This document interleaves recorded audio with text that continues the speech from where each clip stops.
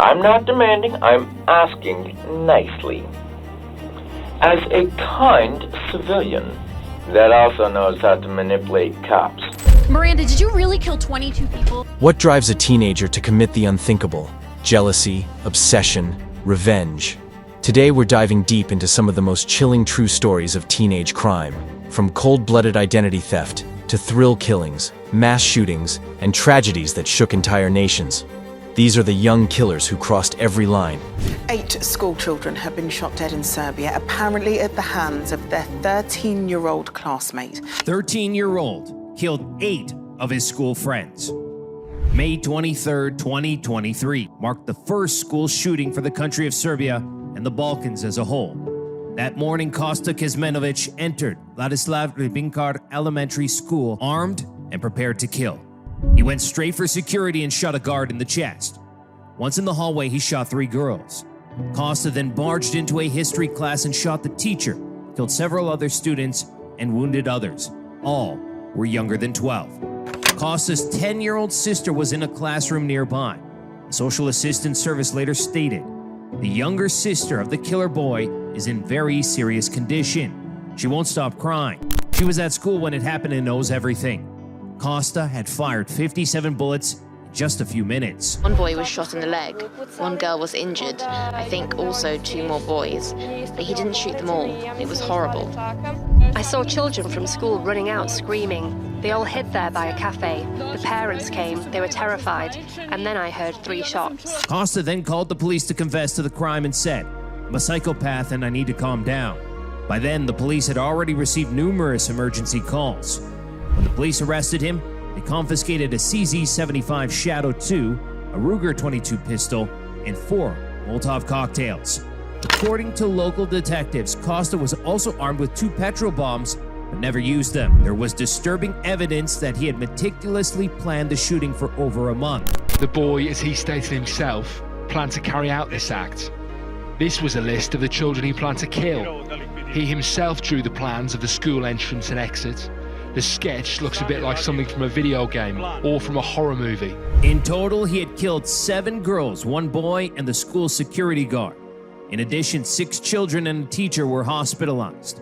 One student described Kosta as a quiet guy, but good grades. Another student said, we all call him a nerd. It seems that the student in question was a talented student, according to the media reports. He'd won numerous prizes for his prowess in mathematics and history. A clear motive could not be discerned. There was speculation that Kosta was a victim of bullying, that perhaps he felt ignored or ostracized. Investigators are still trying to establish a motive. The citizens of Serbia are expressing their shock on social networks after the news they heard this morning and are trying to comprehend just what happened, because despite the fact that the Serbian nation is among the most armed in the world, school shootings have never happened before in Serbian history. In Serbia, if you are under the age of 14, you are below the age of criminal responsibility. At 13, Kosta was a minor and couldn't face criminal charges. Furthermore, when police escorted him to the car with a head covering and only revealed his initials as KK so that his identity was protected. The 2 guns he carried were licensed and belonged to his father, Vladimir. Vladimir had trained him on how to use firearms, and they had gone to a shooting range together on many occasions. When asked about the guns, his father said there was no way his son could have free access to them. It turned out Kosta knew the code to the gun safe by heart. His parents were arrested. His father will be charged. What exactly those charges are, we don't know yet, but the reason the father is being charged is because the 2 guns, the 9mm pistols that were used in this attack belonged to the father. They were legally registered firearms, but of course this 13-year-old boy was able to have access to them, had 3 magazine rounds with 15 rounds inside of them, and unleash them on his classmates. His father is now facing charges related to acts against public safety, while his mother is charged with child neglect. During the hearing, Vladimir denied the crimes he was accused of. Kosta's mother asserted there was nothing unusual about his upbringing or about his behavior. Since then, the parents have received a private lawsuit from one of the victims' families seeking compensation for the death of their child. Later on, Kosta's mother allegedly tried to flee the country, claiming This was for a vacation at her therapist's suggestion. Kosta was sent to court, ordered psychiatric treatment at a facility in Belgrade, and will only be released when the facility declares him well. Many citizens have expressed their grief and profound trauma at the situation. Ja ne znam šta da vam kažem, ja sam prosvetni radnik i evo sad upravo idem u školu. Potresena sam kao ljudsko biće. Jučerašnji naredni dani su najtužniji dani koje sam ja i u svojoj karijeri kao ljudsko biće doživjela. Juče smo proveli dan sa decom, pokušavajući na neki način da racionalizujemo to što se desilo, ali reči nema. Pogasiti sve što izaziva nasilje i našoj deci obezbediti što god više druženja, izbaciti mobilne telefone, zabraniti mobilne telefone u školi, jer ovo je strašno. Strašno, 8 dece, pitanje je i ovo ostalo što će biti tuga jedna velika. Dete doživjelo, znači ne možete da zamislite šta. Ona je vidjela čovjeka kako pada, čovjek puca i ona je, znači dok je pobjegla, misle da će čovjek da sa pištolom da jurca iza. One girl was shot in the head and was taken to the hospital in critical condition, where she fought for her life for almost 2 weeks before she tragically passed away.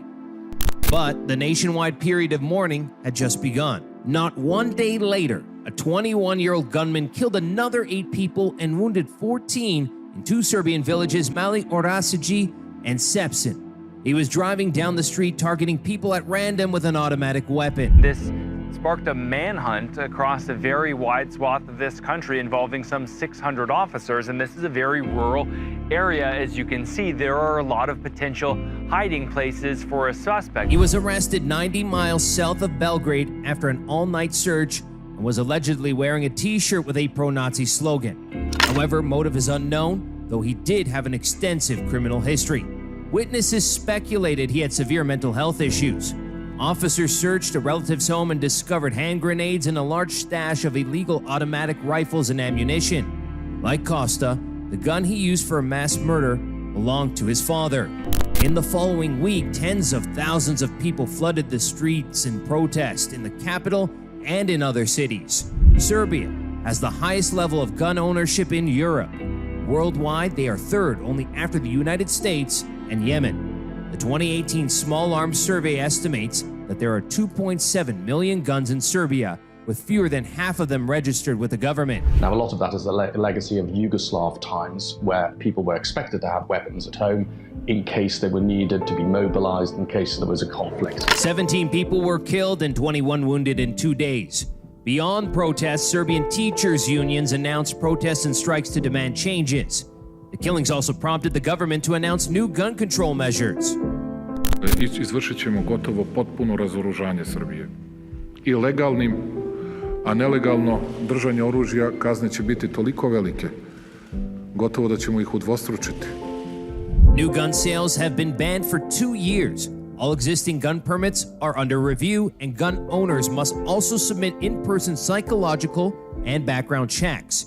Owning an illegal gun is now punishable for up to 15 years. But what happened next gave the nation hope. People in Serbia started turning in their guns voluntarily.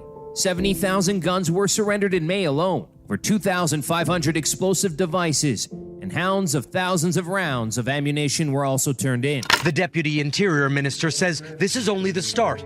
He wants to take 90% of guns off the streets soon. What do you think when you see all of this? I see life saved. Some people are comparing the Serbian response to countries like the United States that has been plagued with mass shootings for years. It has long been criticized for its negligence on the subject as well as their culture of violence. What would you say to Americans who've been through this and then see no change?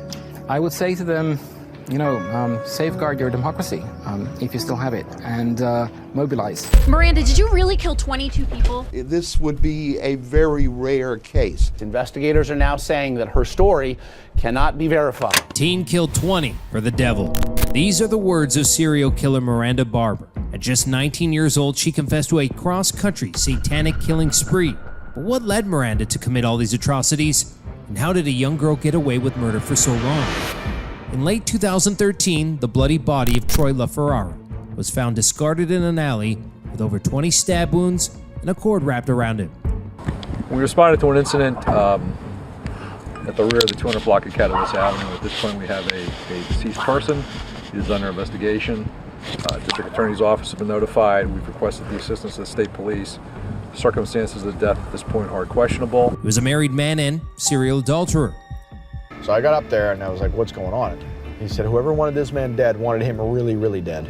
Authorities quickly found companionship sites on his phone and the last text conversations he had. They brought in 18-year-old Miranda Barber in for questioning. She was very meek, she was very mild, she was very soft-spoken, and she was very matter-of-fact. We were just supposed to meet up at Denny's, but it never happened. Miranda became defensive when the authorities attempted to confiscate her phone as evidence. She demanded to let go with her belongings so that she could get back to her daughter.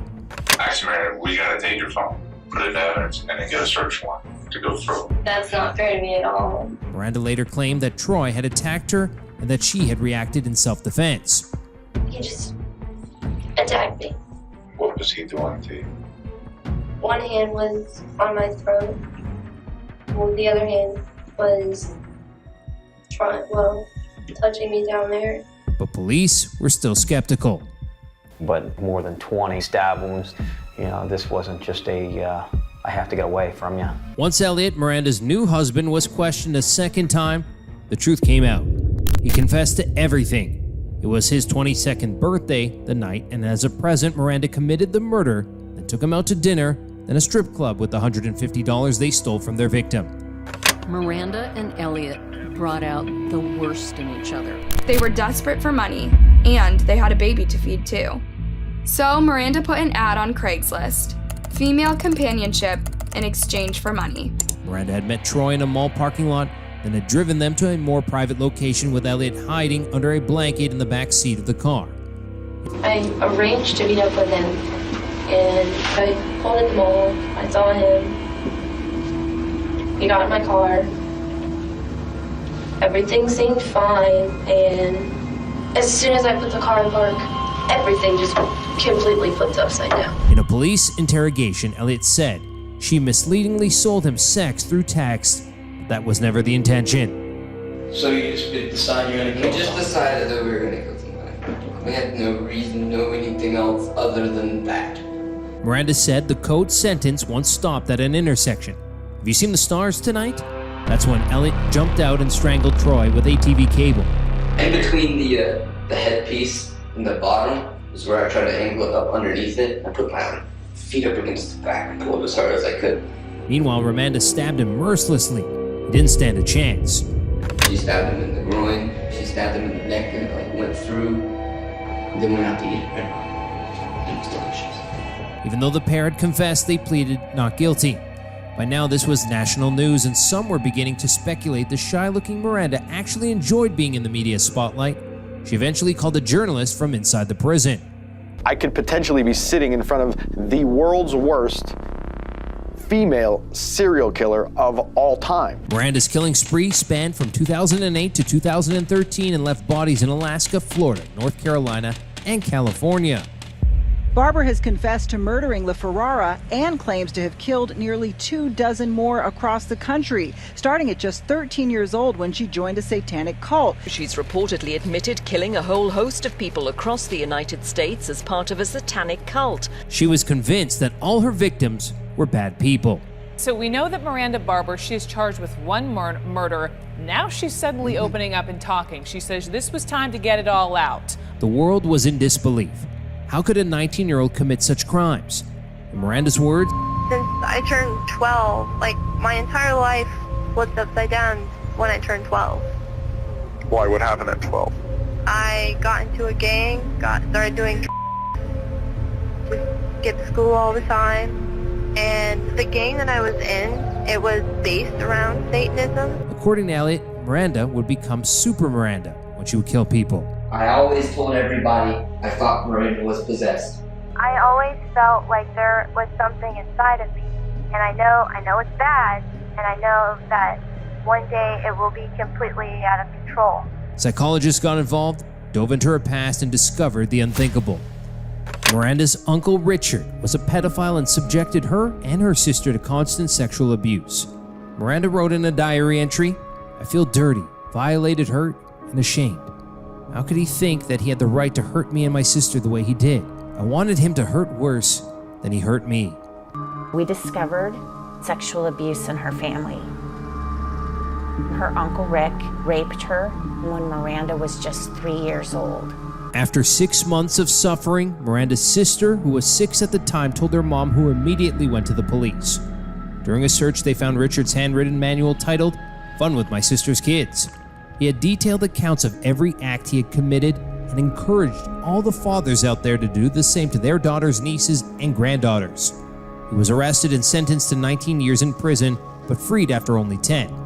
Later, he was caught on illegal child websites and was slapped with a 40-year prison sentence. By the time Miranda was 14, she was diagnosed with schizophrenia and bipolar disorder and was taking several prescription medications, including Prozac and Adderall. She attempted suicide several times throughout her teens. At one point after meeting Forrest, Miranda was sleeping with men for money. When she became pregnant, Forrest ordered her to get a backseat abortion, leaving her even more traumatized than before. Miranda kept her second baby around the time she met Elliot, who had also schizophrenia and was addicted to pills because they made the voices in his head go away. After an overdose he never fully recovered from, he abused substances more than ever, encouraging violent outbursts. After months of this, his then wife left with their daughter. Miranda was already in a sort of love triangle with them, and so Elliot and Miranda got together mere days later.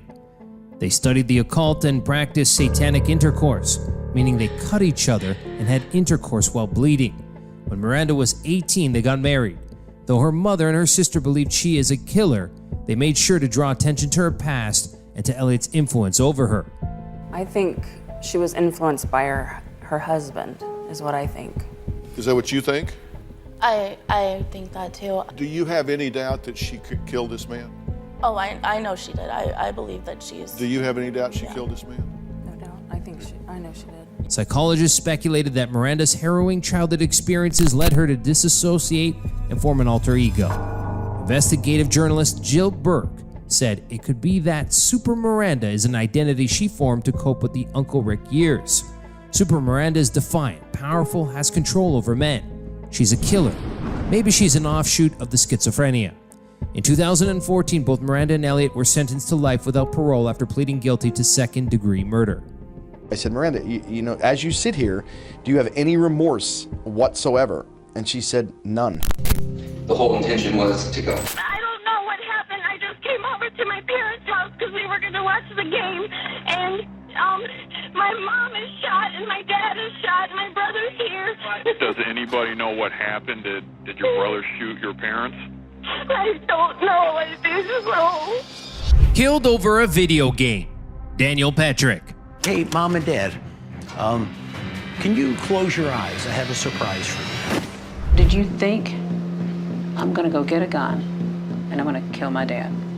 I did.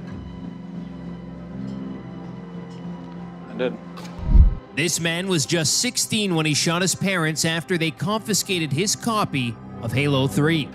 His mom and dad were discovered by his sister unconscious after being shot in the head, chest, and arms. Daniel Patrick became addicted to video games after a snowboarding injury had left him confined to his home for a year.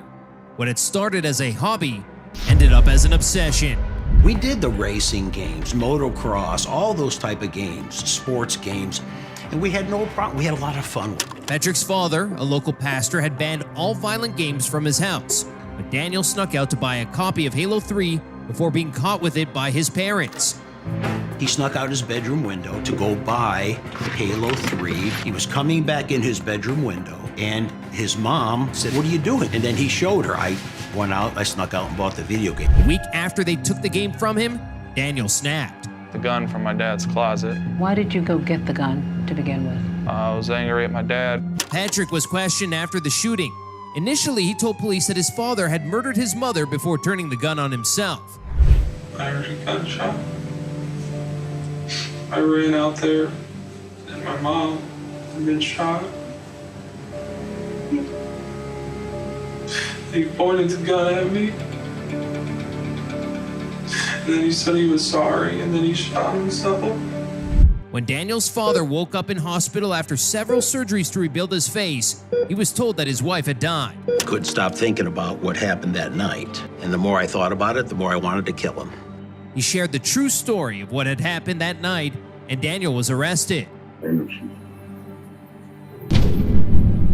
Everybody that came to visit me said, "How's Danny doing?" I said, "Don't talk about him. I don't want to hear about him. I hate that kid. He killed my wife, his mom." Daniel's father changed his mind during the court proceedings, begging the judge to give his son a second chance. You know, he killed his mom, my wife. But in the courtroom, I was feeling a lot of love, and I do believe in forgiveness. I can't count the number of times that he said, "Dad, I miss Mom. I miss Mom." Daniel was sentenced to 23 years to life in prison. His father remained by his side despite his crimes, visiting him in prison. I miss everything about being free. I miss being able to open my door if I choose to. I miss just the little things. The case started many conversations about video game addiction and the dangers of violent games that continue over 15 years later. Daniel maintains that the games were not to blame. You blaming the video game for what you did? No. I've always taken responsibility for it. Daniel will be eligible for parole in 2030 when he will be 39 years old. However, the guilt of what he did will no doubt stay with him forever. Do you think that video games had a part to play in Daniel's violent past? And do you think there's any hope for him going into the future? The jealous teen who killed her pretty neighbor to steal her identity. Neil sat in front of us and he said there's no other way of saying this. Rachel's been murdered. This 15-year-old girl was strangled to death by her jealous babysitter who tried to steal her identity. Rachel Barber was pretty, talented, and popular. All the things that Caroline Reed Robertson wanted to be. Robertson became so jealous of the teen that she carefully planned a way to kill Rachel and take over her life. Some people might change their behaviour, their appearance, their job, their lifestyles, so they can be like their role model, but to actually want to kill the role model and replace them, I mean, that's going really a long way. Barber was a teenager from Melbourne, Australia. Shortly before her death in March of 1999, she had been accepted into dance school and was pursuing her dream of becoming a professional dancer. Her former babysitter, Caroline, was Rachel's neighbor. She regularly wrote about Rachel's good looks in her diary, whilst drawing unflattering pictures of herself tagged with cruel names like Pizza Face. It wasn't long after the two met that Caroline began to fantasize about becoming Rachel, spending her free time spying on her. Rachel would have been spied on quite a few times because she was keeping an eye on Rachel a lot. Caroline's diary was filled with entries talking about Rachel. Rachel is strikingly attractive. Dancer's body, very clear, pale skin, hypnotic green eyes, wild, free spirit, passionate, charming. As well as spying, Caroline had been taking photos of her. She once convinced her to pose for pictures for a fake school project. Caroline stuck the photos on her wall, creating a shrine to Rachel. I mean, that's scary that, you know, she had photos of all of us girls all over her walls. I mean, that's crazy. After 5 years of obsession, Caroline put her plan into action. She lured Rachel to her home, saying how she could earn $100 for taking part in a psychological study after class. Once Barbara arrived, her killer wrapped a telephone cord around her neck and strangled her to death. Robertson then shoved the girl's body into a wardrobe where it stayed for several days before wrapping it in rugs and stuffing it into an army bag.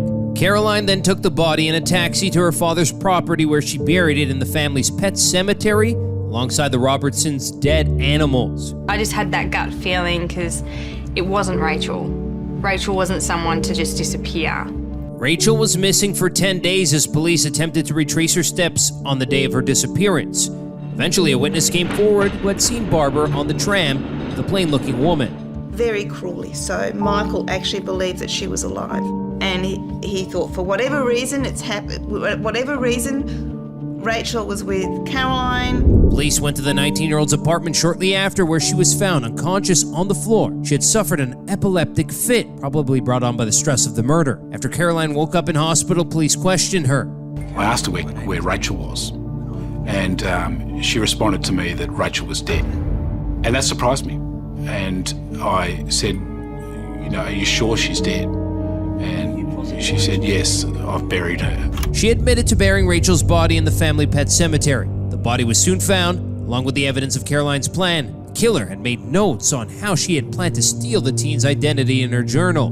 Police also found an application for a birth certificate in Rachel's name and another for a $10,000 bank loan. It was clear that Robertson had been planning to relocate, assuming Rachel's identity and living her life as her victim. She was thinking about this for a couple of years, or even if she wasn't thinking about it, it was in her subconscious. Police found evidence that Caroline had been planning the murder for 5 years. She knew she wanted to become Rachel from the day the two girls met. There is evidence of planning. Caroline clearly planned this out. This was a premeditated murder. Robertson was arrested and charged with first-degree murder. She was sentenced to 20 years. The teen killer spent 15 years behind bars before being released on parole in 2015. Just moments ago, Caroline Reed Robertson was wearing a dark-coloured baseball cap, and she was picked up by two friends who drove her away to begin her life of freedom. Family had expressed concerns over the killer being able to walk free. She was diagnosed with a personality disorder after her arrest, and her parents fear that she may still pose a threat to society. The killer never expressed much remorse for her crimes and was remarkably matter-of-fact about what she had done. Caroline's very cold, very matter-of-fact, but just very cold. There's no emotion there whatsoever. Caroline Reed Robertson has not been in any trouble since her release, but many argue that the punishment was not severe despite her age at the time of the killing. Despite their frustration over Caroline's release, Rachel's family members say they find comfort in the fact that their daughter's life was enviable when it was taken. When Rachel was murdered, her life couldn't have been better. And she was at a point where she totally believed in herself. She was doing her dancing and everything was going to be right for her. Fortunately, it is also the reason why this case of cold-blooded murder is particularly tragic. Have you heard of the crime of the century? The heartless 1924 murder of young Bobby Franks was given this nickname, and for good reason. After an evening of looking for his 14-year-old son Bobby, successful business person and father of three Jacob Franks returns home with a close friend. What they saw made their blood run cold. Moments earlier, Jacob's wife had received a phone call. When she answered it, it wasn't Bobby. It was a man's voice she didn't recognize who told her that Bobby had been kidnapped. He was safe for now, but if they went to police, something terrible would happen to him. This mystery man said that he would be in touch later on with more info. The group decided they would go to police with the intention that the investigation be kept secret. That same morning, the Franks received a ransom letter demanding $10,000 in small, unmarked bills. Before the Franks family could respond to the ransom demands, Bobby Frank's body was discovered in Hammond, along with a pair of eyeglasses. Bobby Frank's body had been stripped, shoved into a drainage pipe, and was disfigured, almost unidentifiable. The eyeglasses led the investigation to a pair of men. These men had offered Bobby a ride home in their car. Lewis, from the backseat, reached into his pocket, pulled out a chisel, and then lunged forward and began smashing Bobby in the back of the head over and over again with this chisel. The pair then calmly drove to Indiana, even stopping to get food along the way. All the while, the boy's dead body, completely visible on the floor of the car. Their final location was a forest in Indiana. Even more heinous, they poured hydrochloric acid on Bobby's face and body.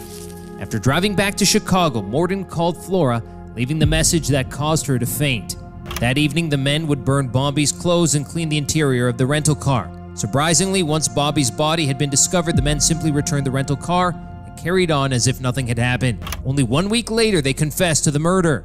In a massive twist for the police, Morton and Lewis were not the real names. The two men who killed Bobby Franks were rich kids just like Bobby who lived in South Kenwood. They created two fake names. Their plan involved booking a hotel room under these personas so that they were linked to a physical address. With this, they were able to open a bank account and rent their car. The detectives found something which was distinctly out of place, way out in the countryside. A pair of circular, horn-rimmed spectacles by the side of the stream. Coe had only ever sold 3 pairs of these glasses. 2 of the short-sighted suspects were ruled out immediately, leaving just one possible owner. And his name was Nathan Freudenthal Leopold Jr. Nathan's IQ was in the top 2% of those tested at this time and was planning to attend Harvard for yet another degree. Richard was the youngest person ever to have graduated from the University of Michigan and was studying to become a lawyer. These literal geniuses told investigators they didn't kill Bobby for the money. He was obsessed with the idea that certain people, by virtue of their superior intellect, were above the morality of ordinary humanity. His obsession was so great that he came to believe he and his buddy were prime examples of this kind of superior being. Outrageously, when they were arrested, a chauffeur brought them silk pajamas and they were allowed to stay in a hotel instead of a cell. But ultimately, they both were sentenced to life in prison. 12 years later, Nathan would be murdered in prison by another inmate. Richard would serve his time and get paroled, then die of natural causes in 1971. Thanks for watching The Crime of the Century. Be sure to subscribe for more.